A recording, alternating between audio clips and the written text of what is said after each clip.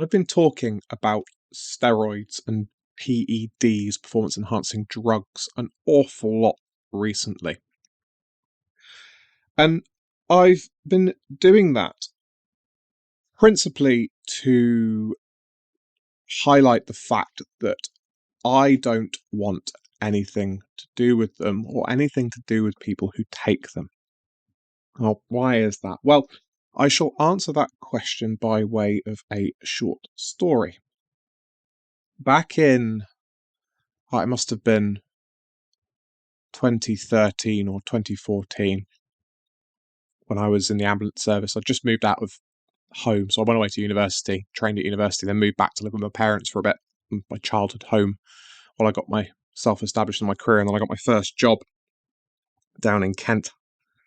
And I was training in a gym, obviously, where there was an arrangement with the local college, if I remember rightly. The manager told me I had an arrangement with the local college where the young people were allowed to use the facilities for certain sessions throughout the week.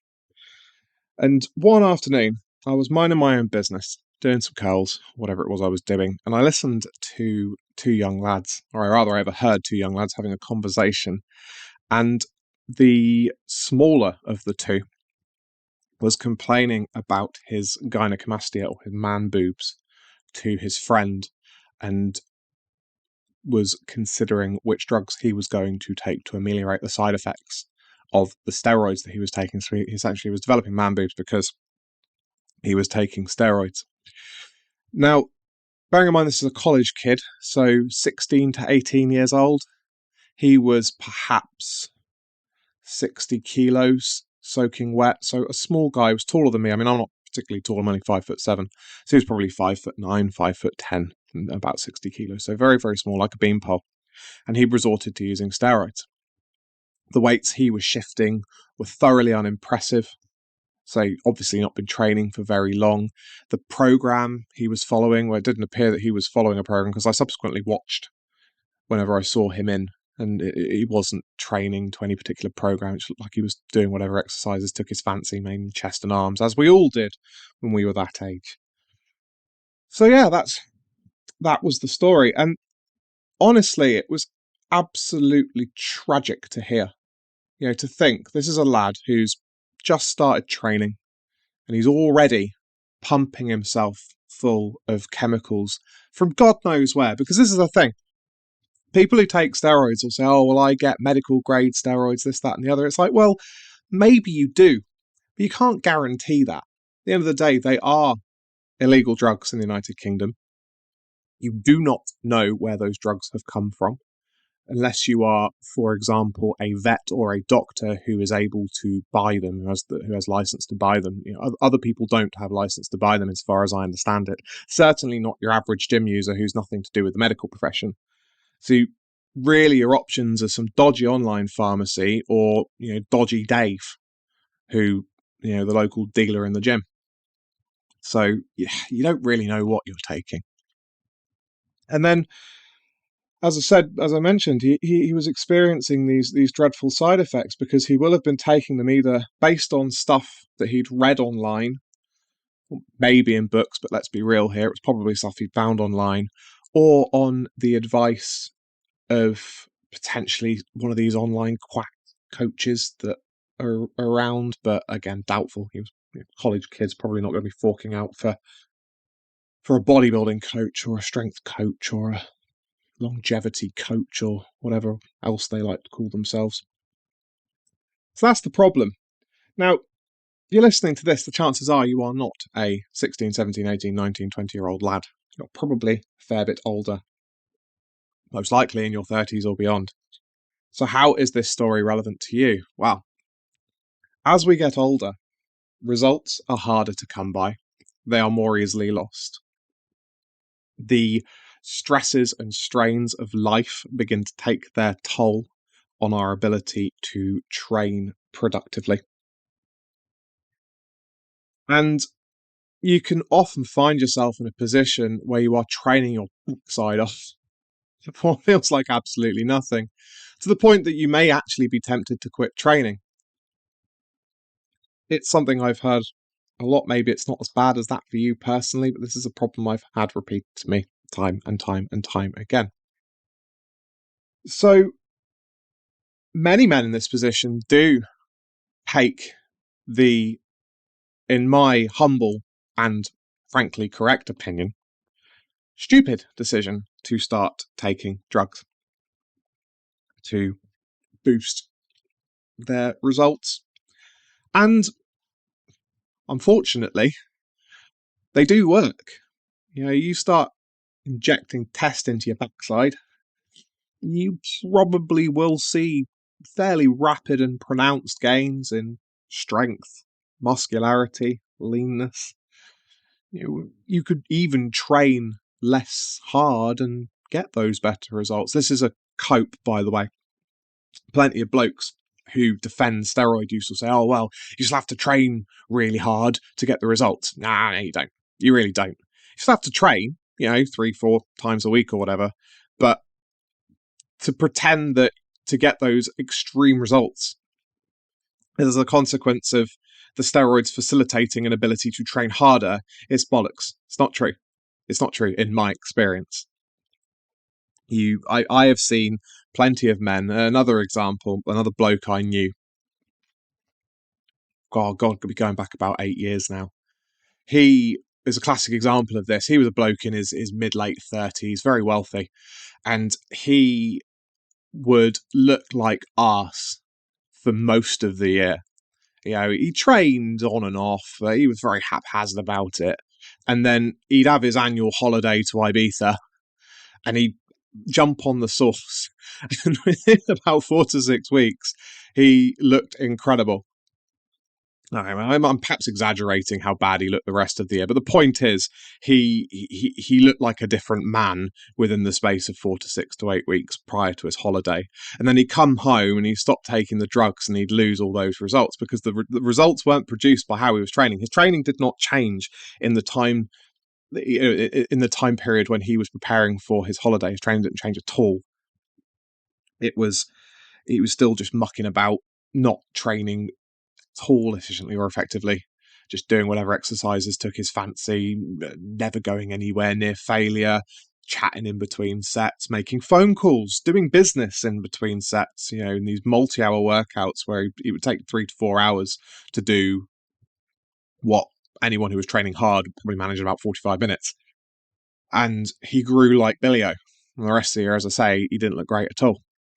So the results were produced by the drugs, not by his training. So there's a roundabout way of saying that the temptation to take these substances is real, and I understand the temptation.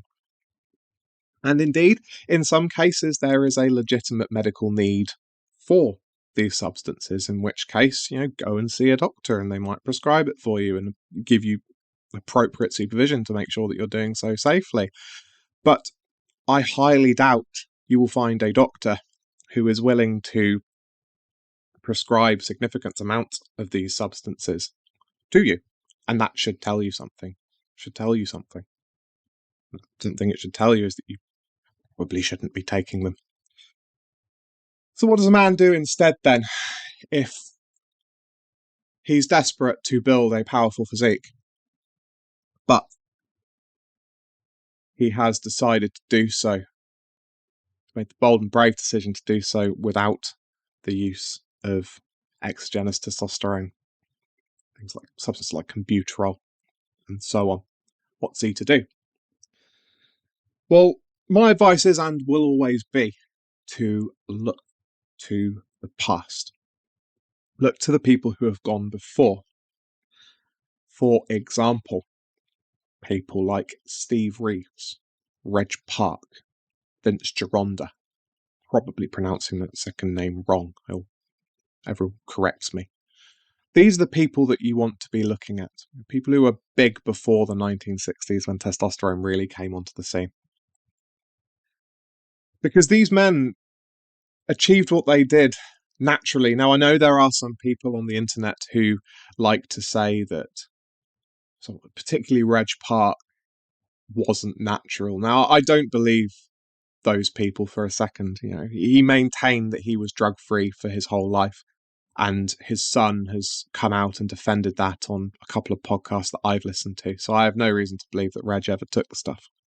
Steve Reeves was a lifelong advocate for natural training. So these are the people that we need to be looking at. How did they train? And you will notice something when you study their training methodologies. They look very different to the way that men train nowadays, because a lot of what you read, a lot of the training methods, tactics, strategies that are put forward for you have been sullied by the use of performance-enhancing drugs. So the athletes and coaches that write these programs are themselves on drugs, or in case of coaches, coaching people who take drugs. And that obviously changes what the body can handle, how the body responds to training. So when you try and apply those methodologies to your own work, you find your results are subpar, and in some cases you find yourself burnt out and injured. By contrast, when you look at these older training methods, so before 1960, they're much more sedate. They're challenging, absolutely challenging, because they're built around the big compound barbell movements, your barbell back squats, your rows, your presses, your pulls, all of these things. Because they have to be, because that's what drives muscle growth in the natural trainee. You need these big stimuli. But the workouts themselves tend to be fairly low volume, tend to take nice chunky rests in between sets, and pepper it in with some very light, what I would call assistance work, so things like side laterals, machines, and so on. None of this mega drop sets, supersetting. Very rarely will you see these things in these programs. And for good reason, because they're written by and for people who do not take drugs. All right? So that is a brief overview of what I have to say on the matter. Steroids, and why I don't work with people who have taken them, want to take them, or are taking them. If that's you, unfortunately, you are most unwelcome in my business. I will not have you as a client. You are ineligible to buy any of my books. Because I don't want to help you. I can't help you. You are beyond help. You need to find someone who is qualified to deal with people who are taking not unprescribed medication alongside their training. And if it's being prescribed for medical purposes, well then, you need to be working in close concert with your doctor or the medical professional that's prescribed you the medication, not me. So please stay away.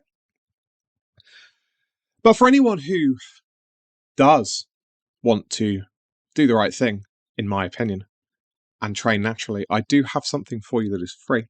It is my report that I wrote a couple of Sundays ago after I got back from an all-you-can-eat restaurant with my wife and my 2 kids.